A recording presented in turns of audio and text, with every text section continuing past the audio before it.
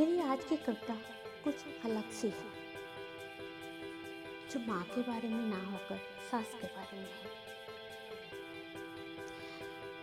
माँ के जाने के बाद मायका खत्म हो जाता है, ये तो हमने बहुत सुना है। लेकिन सास के जाने के बाद ससुराल भी खत्म हो जाता है, ये कम ही सुनने को मिलता है। तो मेरी आज की ये कविता सास के ऊपर है। इससे पहले कि मैं कविता सुनाऊं, एक बात आपको बता दूं कि ये कविता मेरी लिखी हुई नहीं है। मैंने किसी से कहीं से पढ़ी है, मुझे अच्छी लगी।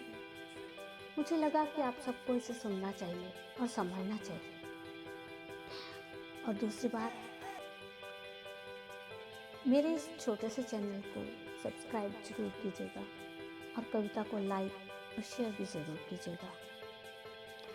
तो चलिए सुनते हैं कविता।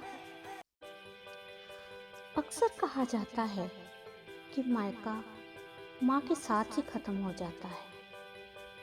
सच कहूं तो ससुराल भी सास के साथ ही खत्म हो जाता है।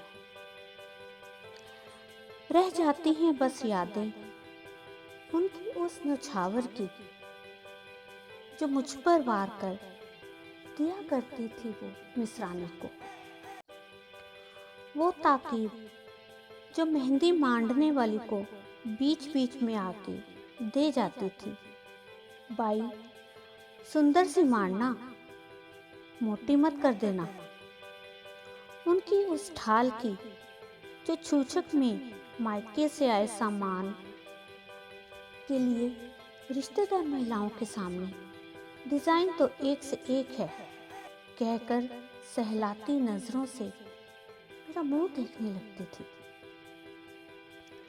उनकी उस खुश रहो वाले आशीष की, जो अपने गठजोड़ संग उनके चरण स्पर्श करते ही मिली थी।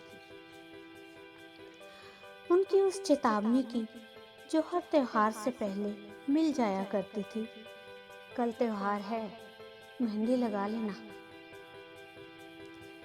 उनकी उस दूरदृष्टि की, जो मेरी अपूर्ण ख्वाहिशों के मलाल को सांत्वना देते दिखती कि गम खाने से देर सवेर सब मिल जाया करता है।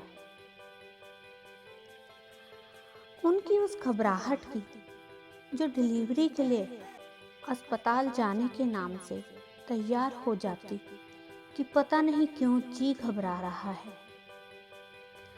उनके उस उलाहने की, जो बच्चों संग सख्ती के दौरान सुनाया जाता, हमने कभी नहीं मारा। ये सब बातें सास की बहुत याद आती हैं, उनकी बहुत याद दिलाती हैं। उम्मीद करती हूँ आपको ये छोटी सी कविता बहुत पसंद आई होगी। धन्यवाद।